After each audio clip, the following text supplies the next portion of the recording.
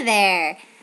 Yes, I know I'm a little late with my video and I do apologize. Monday, I just didn't think of it.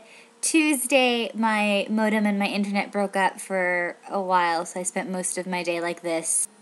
Wednesday, then on Thursday, Harry Potter Midnight premiere, so you can't really fault me for that. And then on Friday, Harry Potter Midnight premiere hangover. I was emotionally drained, and if you've seen it, then you know why, and if you haven't seen it, I'm not going to spoil it for you. And on Saturday I had work, so today is Sunday, and I am making a video a little late, so I'm going to talk fast. The Harry Potter Midnight premiere, which I'm not going to talk about because I know that you really wanted to do something with that, so I will just say that it was just really fun. I met a lot of people, I met a lot of fellow nerds, so that was good. Everybody was really into the whole spirit of it. We all sang "What's That Mysterious Ticking Noise," and people had wizard duels on the side of the line, and then once we got into the theater. And speaking of those cool, awesome, nerdy people, I would just have to say, your last video, major props to the nerddom, at least 10 nerd points to your score.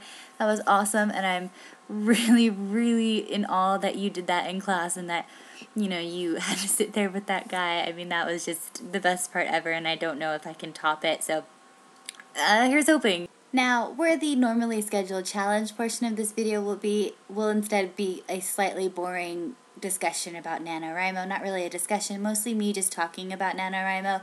And to make up for the lack of funny going on, I decided to wear the bat on my head. So I was talking to my mother about NaNoWriMo, and after telling her about all the work it takes and all the dedication that people have to finish a novel in a month, she looked at me and she asked, "What's the point of doing all of that?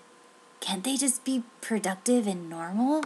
I really don't want to address the normal part of that question because honestly, who is normal anymore? But I think the productive part is something that needs to be addressed. Because I can't begin to tell you how many times me being called a nerd / a geek / a dork has correlated with me being called lazy and or unproductive. And I think really the whole phenomenon of fandom gets a really bad rep for being something that people view as unproductive and unhelpful to society as a whole. Which isn't true because, as you know, there are a lot of geek-founded foundations out there doing a lot of good in countries all over the world. But enough about charity, let's talk about the cultural value of NaNoWriMo.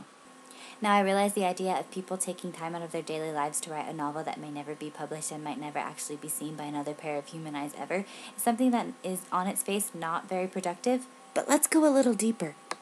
Personally, I can't tell you how many times I've stopped writing something because I know I can't compare to the great writers out there. And I think that's exactly the attitude that NaNoWriMo is fighting against. This whole mindset that if you can't be the very best, then you shouldn't even try it at all. Those of you taking part in NaNoWriMo this year might actually hate life for the month of November. Finishing or even getting farther than you ever thought you ever could ever is a massive cause for celebration and something that should give you confidence in not only your writing, but in your ability to stick to something that is really hard.